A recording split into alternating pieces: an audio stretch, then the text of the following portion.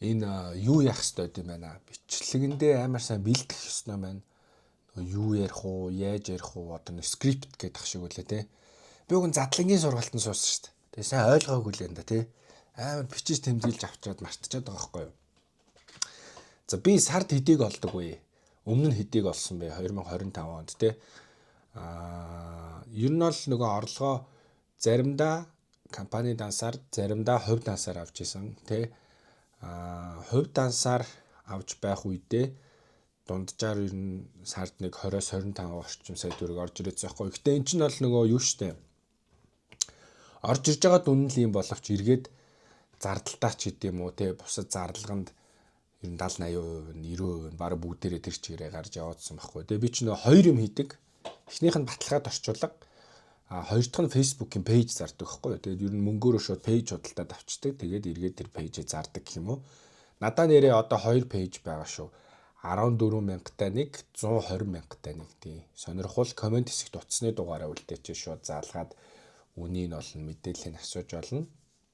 За тэгээд би сард хэдийг олдог вэ гэдэг нэртэй бичлэг хийж байгаа учраас скриншотоор өнгөрсөн онд хийсэн борлуулалтын дүнгуудээ харуулъя. Тэгээд ер нь цаашдаа яг яаж нөгөө зараа тавьдаг. Ер нь шууд энэ бичлэг дээр харуулж идөө товчхон ингээд нийлүүлээд зараа яаж тавьдаг байсан өмнө нь тэгээд утасны дугаараа тавиад ер нь файлаа одоо орчуулга жишээлбэл файлын зөвхөн Viber-аар авдаг. Яг гэвэл бүх мэйл дүүрсэн, Gmail дүүрсэн, Hotmail дүүрсэн. За тэгээд дахиад амар богинохон болох гээд байна тий. За эхнээс нь эхлүүл энэ дээр ингэчээ. За эхнийх нь Хаан банкны орлогыг хамтдаа харъя. Би 2024 оны 10 дугаар сард бүтэн цагийн ажлаас гараад одоо өнөөдөр 2026 оны 1 сар гэдэг чинь одоо нэг жил 3 сар орчим одоо энэ фрилансер амьдралаар амьдаржээ. Тэгээд өнгөрсөн 1 жилийнхаа л нөгөө ингээ орлогыг та бүхэнд ингээ харуулаад хуваалцаад ингээ зааж өгөөд ингээ мэдээлэл хүргээд зааж өгнө гэхлээр ментор болцсон юм шиг те. Яг хөө зөвөр л хуваалцъя л гэж бодсон юм ингээд гэрээсээ ажиллавал ийм байх шүү. Одоо нөгөө бүтэн цагийн ажил хийдэг амар олон залуучууд байгаа. Бид ч бүтэн цагийн ажил хийдэг байхдаа энэ хуваараа юм хийдэг хүмүүс яаж амьдарч ажил амьдралаа болгодог байсан юм бол доо гэж айгүй их боддог байсан. Нэрээ энэ бичлэгэн дээрээ нөгөө зардлуудаа амар тодорхой бас хэлчихье те. Би чинь эхнэр хүүхдтэйгээ амьдардаг манай охин 4 настай.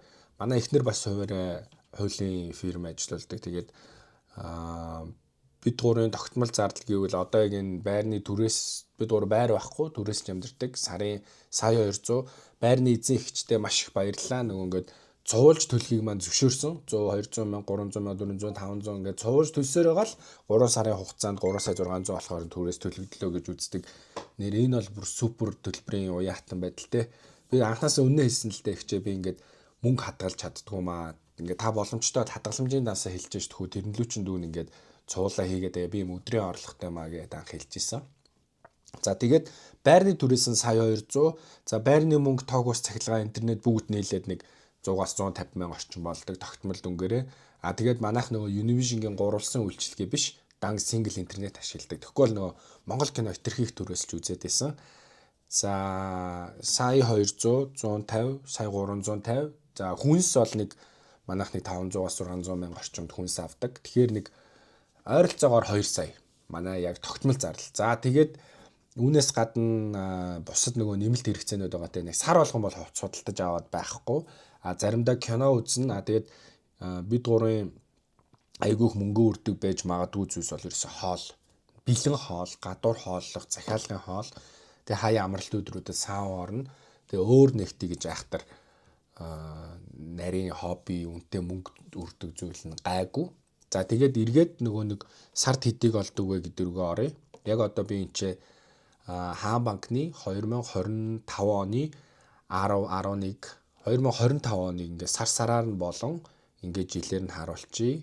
За Хаан банкны иймэрхүү ингээд пэйжийн орлого нь ямар хөө байсан орчуулгын орлого нь ямар хөө байсан ингээд салгаад харуулъя. За өөр голомт Хаан банк ээлжлээд ашиглаадсан. Би нөгөө яг одоогийн байдлаар голомт банкн дээр кредит картын үр үүсгэсэн голомтойроос ашиглахгүй Хаан банк ашиглаад байгаа. Тэгээ голомт банкны хаан кредит өөрийг төлнө. Гол нь банкнд ажилтдаг хүн үзчихвэл тэгж байгаа төлнө гэдэг шиг.